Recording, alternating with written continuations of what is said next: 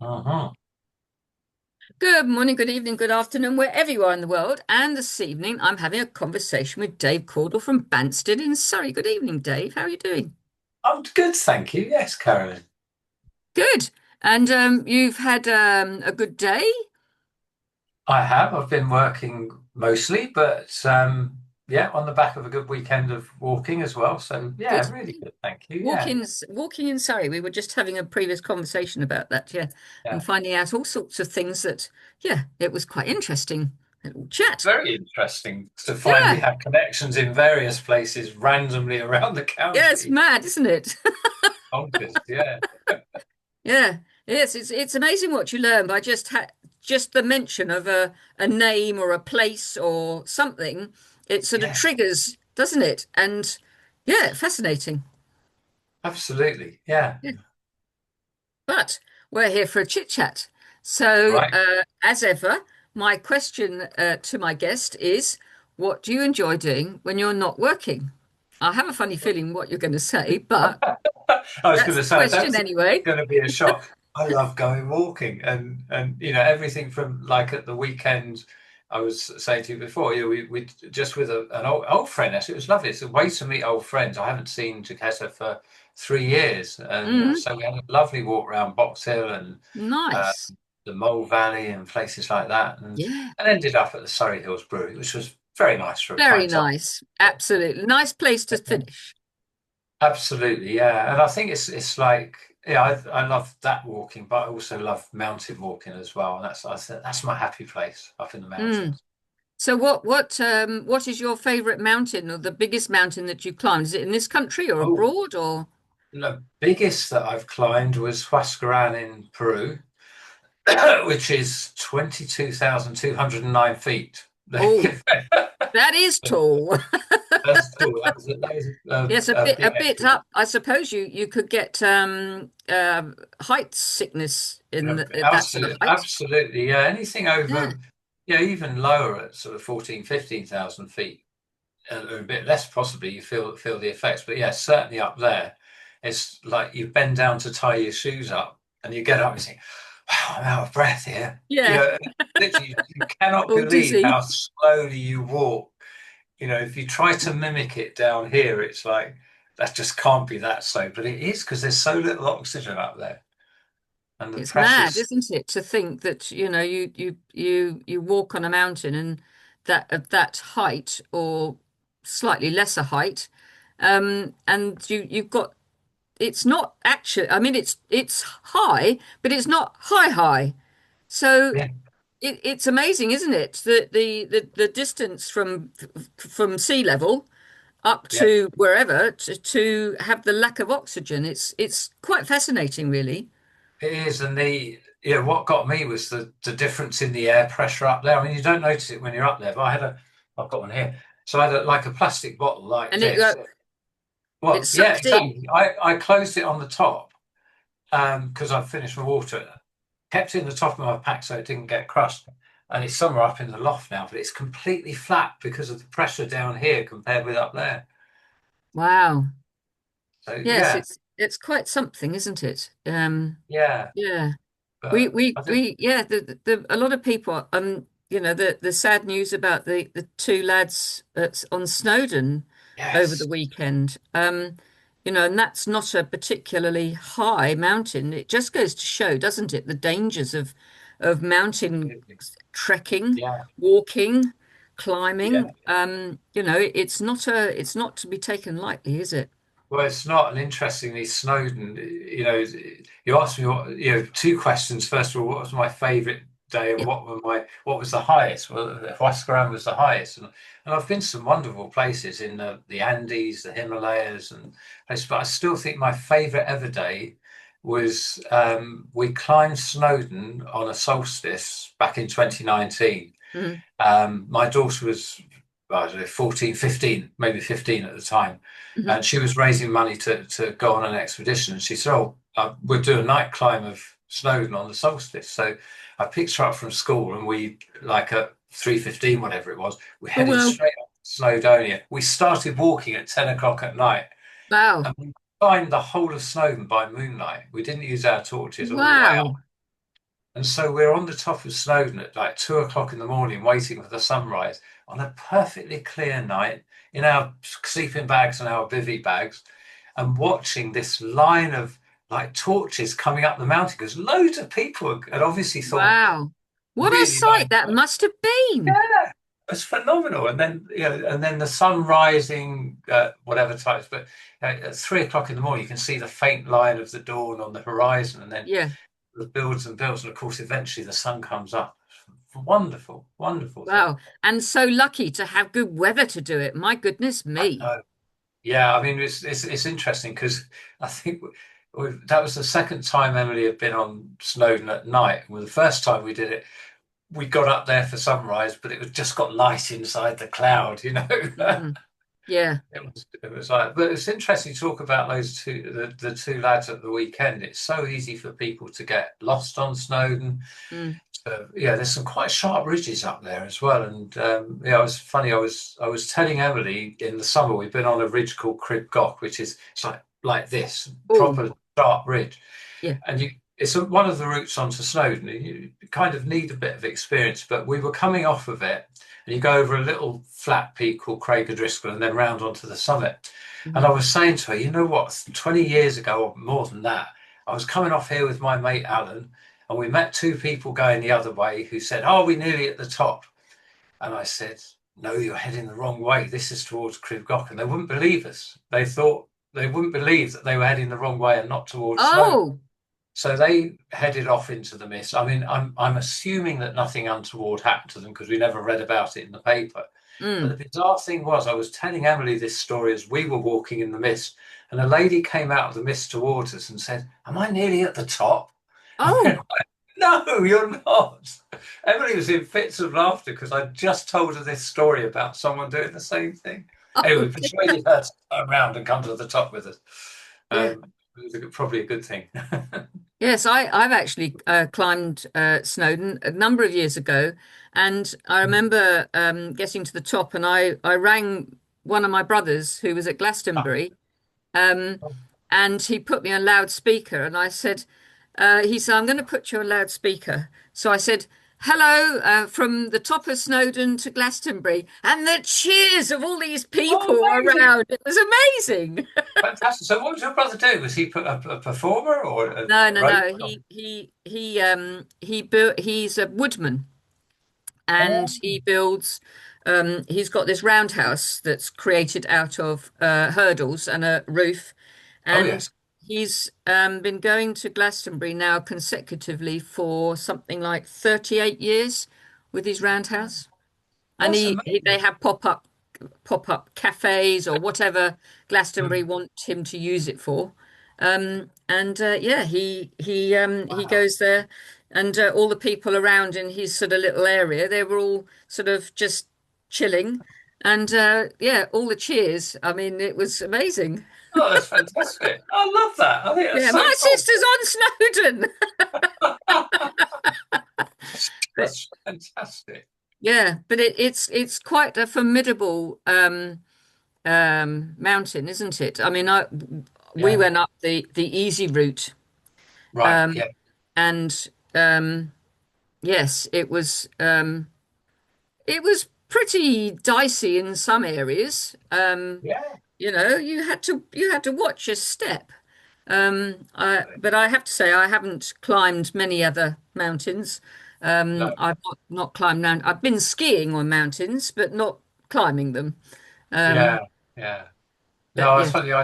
I've probably been skiing maybe 4 times, and I really loved it when I went, but just haven't got round to going again. To be honest, I'm happy walking, and probably safer if I'm walking than if Probably. I'm skiing, to be honest.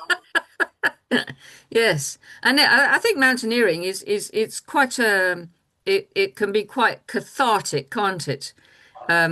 In so many ways. Absolutely. Oh, it's my happy place. It's like where I would go. Yeah, if I want to chill out, even in my head, if I'm having a stressful day for any reason, it's like Yeah. I can just take myself off to some mountain where I've been, and it's like Oh. it's just I mean Emily would tell you, I'm very lucky, even she's in her 20s now, she still likes to come walking with me, Oh, that's uh, nice. which is lovely. And there's so much joy in just being out there with your daughter. And she would say, I'm just smiling the whole time when I'm on the mountain. I genuinely love it so much. Yeah, yeah. I should imagine you've come across quite a few weather sorts in your climbing, whether it be mighty cold or whether it's been hot. It might the contrasts, I suppose. Do you enjoy climbing at a certain time of the year, or all year round, or when is your I sort of guess, favorite? God, my favorite would be a cold winter's day with perfectly clear skies and snow on the ground, and you've got Mm, your crampons and your ice axe, but not a breath of wind. And yeah, very occasionally you get that, very yeah. occasionally.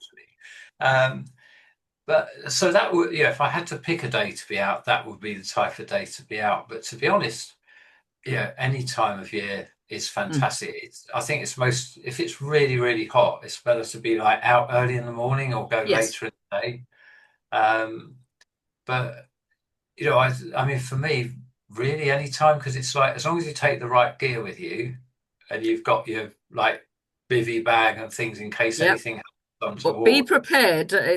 They say you have to Yeah. because you don't know what is going to happen. Well, you And do, yeah. yeah, And I was just thinking about the poor two lads last weekend, but it wasn't more than 3 weeks ago. The two boys of similar age, I think, were up in the Lake District, I think, and they brought off this party of four people who climbed up this, really quite difficult mountain in sort of like trainers and stuff with a small dog. And what? like they should have had crampons and ice axes and stuff, and they had none of that. And these two Oh, lads it had to bring them off. it makes you think. It makes you shudder, doesn't it? That people don't go prepared. Oh, we'll just go for a jaunt up this steep hill. Yes. I mean, it's a mountain, folks, and you're not prepared. Well, exactly, yeah. And the thing is, if you're prepared, you can enjoy it so much more as well. Mm, Yeah, that's what and I think when you can be when you've got the kit, it doesn't matter if the weather does turn bad. I mean, you yeah. wouldn't choose to go out in a raging storm, but if you No. happen to get caught out, Yes. It's not the weather that's wrong, it's people's clothing and gear. Yeah, Um I know that quote comes from a lot of places, but I love live comedy as well. And back in the day, we used to see people like Jasper Carrott and Mike Harding, and Billy Connolly was the one I remember. And it was him that I remember saying, "No such thing as bad weather, only the wrong cold." yes. Oh, Jasper Carrot. Oh my goodness me, yes. Yeah, I remember Jasper Carrot. I Push the cry with boundaries a laughter. bit. Well, he did, and but that's what comedians do, isn't it? They Yep. take the everyday or the controversial, Mm. and they make us laugh with it. And I think that's such a gift to. Yes, my goodness me, it is. Very, very clever. Yeah. Yes. The human psychology behind a comedian is something Yeah, yeah, else, it isn't is. it? It is. And it's. I suppose when you see someone doing what they love doing, you can Mm. see the joy in it, can't you? We saw a few weeks ago. We saw Russell Howard up at the Palladium, and he made a comment at one point. He said, "This is what I love doing. It's nothing better than standing on a stage and making 2,000 people laugh." I thought I can understand that. It must Yeah. be phenomenal, mustn't it? Yeah. And my son loves playing music, and he likes to play in bands and orchestras and that sort of thing. Hmm. And I am not musical. You wouldn't get a note out of me if you tried. But when I see them performing, it brings me so much joy because I can see the joy they're getting out of it. Yes. You know, Yes. Yeah. um, there's just something about that you can tell, can't you, when an actor's really loving the piece they're doing. Yeah. So. Yes.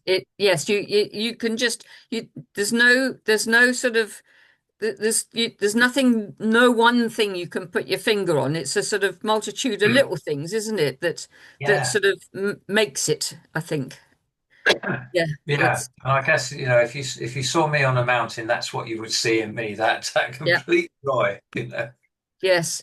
I remember going up Ben Nevis. I think it was about 2015, Oh and yeah. I'd gone up there particularly to ski, and there was a very big thaw, and then it Oh, froze hard, oh, and it wasn't safe to ski oh, a sole skier. So I'd gone up, not realizing how icy it was, and made my way down and had to cancel my next 2 days of skiing. And I've been looking forward to this for months. oh. That's such a shame, isn't it? That's such a Yeah. shame. Was it really nice weather at the time as well? Was it? Well, the day that I was up there, no, part of the Right. part right high up, it was kind of a whiteout. Oh gosh, yeah. Yeah. Yeah, it was quite severe, and you could see where it thawed and then re-iced. Yeah, that And must be so dangerous.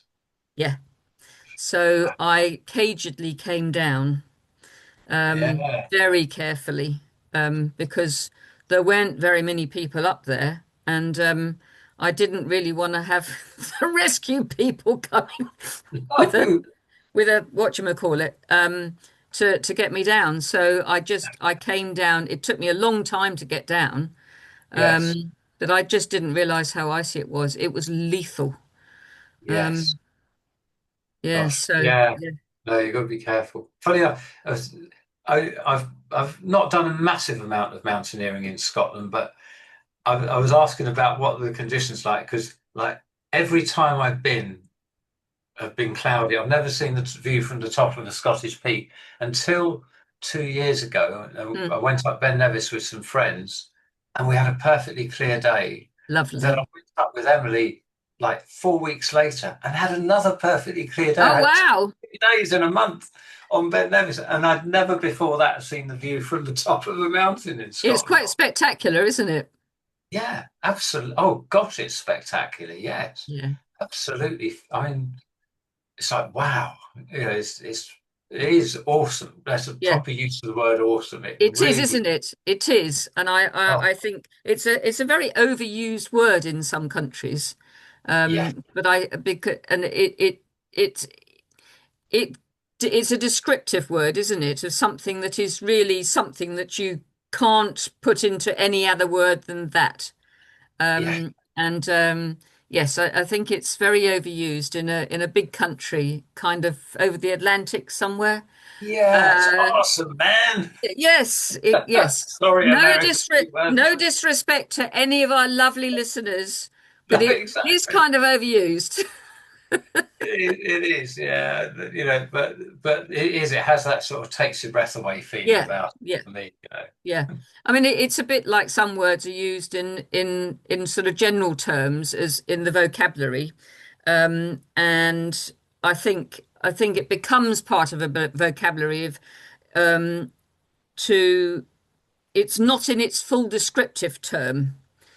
Yes. It's used as a not a throwaway, but it's used as a an everyday word rather than it used as an expressive of something really outstanding. Yeah. No, you're right. And I think that happens to a lot of words. I mean, language Yes. fascinates me anyway. Oh, Um, the way we use language with ourselves, yeah, it's sort of like, do you say should or could? Should puts a lot of pressure on you, could gives you choice. yeah, The little things like that absolutely fascinate me. it is. Well, yes, don't get me on language. I am fascinated by language globally. Oh, How, yes. where do all the languages come from? This isn't, no, we'll have to do that another time. Um, Yeah. it is fascinating, isn't it? I think, and to have amazing views at tops of mountains and mountain peaks, and it's just something else, I think. Oh, it is. Yeah. And of course, it's equally enjoyable when you get the days when you get to the top and hey, you can't see anything, but you still have a No, amazing out. You know? yeah, can't see your hand in front of your face with the fog. Yeah, Yes. absolutely. Yeah.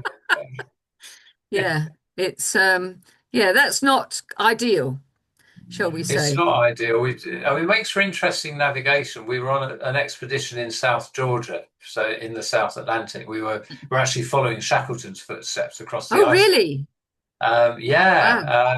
And we'd sort of come up from Peggotty Point, where they in King George Sound, where they dropped or where they finally landed. The six of them and Shackleton and Crean and Worsley went off across, and we followed the glacier up, and we ended up in a whiteout. And we were walking for maybe an hour, and we thought and we were in a whiteout. We couldn't really work out where we are, but we just knew that the land was sloping, shouldn't be sloping the way it was sloping. Oh, So we're like, yeah, we know we're not in the right place, but we there's nothing. So we actually had to just retrace our steps for an hour or more and wow. make That's a long time. it was a long time, yeah, just to be sure that we weren't wandering off, yeah, because it's like it's not like in the UK mostly. If you keep going, you will hit a road somewhere, you know. Yeah, no, that doesn't Somewhere, happen. no, exactly. All you're going to hit is a crevasse or a cliff. So, Yeah, no, you don't know. Yes, and then yeah. you're lost forever. Well, it would have been. Yeah, yeah, Yes. absolutely. Ship would have And gone that without us. and that can be scary, can't it? Yeah, that was. I mean, that was quite interesting, and it was with a. I mean, your Australian listeners will appreciate the guy who was leading it was a guy called Greg Mortimer, who's one of their top mountaineers. I think he's climbed most of the major peaks in the Mhm. world. And he set up this company called Aurora Expeditions, which he stepped back from now, I think, but it's still going, and ran these amazing trips. So I took part. Greg led it, and the following night we were camped on a glacier which is now called the Crean Glacier, and we got caught in this massive storm. So we were trapped in our tents for hours, and we No. had poles breaking in the wind and Oh all sorts of no. stuff. And Greg, I mean, I wasn't in the same tent as him, but apparently he was on the satellite phone doing interviews with radio Oh stations in God. Australia. Help, we're stuck. Yeah. Oh, Bruno, he's put it, no, we're fine. He would have been saying, all good. Yeah. It was in the end, but I think it was because it was one of the, it's possibly the first commercial trip, but certainly one of the first groups to cross following Shackleton's footsteps since Right. Shackleton did it back in the sort of early 1900s, you know. Yes. So, but yeah, you Wow. get some interesting experience and meet some great people. I mean, Oh, Greg was great. sure. I worked with him in just for one trip on one of the trips up to Greenland on the expedition ship. So Mm. yeah, Wow. amazing guy, absolutely amazing. Wow. My goodness, but what stories you have, Dave. It's fascinating. And dangerous at the same time as pleasurable. You know, Yeah, you just sort of, as you say, you have to watch your step, whiteouts, and not wanting to go, and you realize that the tilt of the land is not the right way, and yeah, yeah, there's all sorts of scary stuff. But I'd love yeah. to thank you very much for joining me this evening. It's been Thank you. It's been great. insightful to learn a little bit more about you and what you enjoy.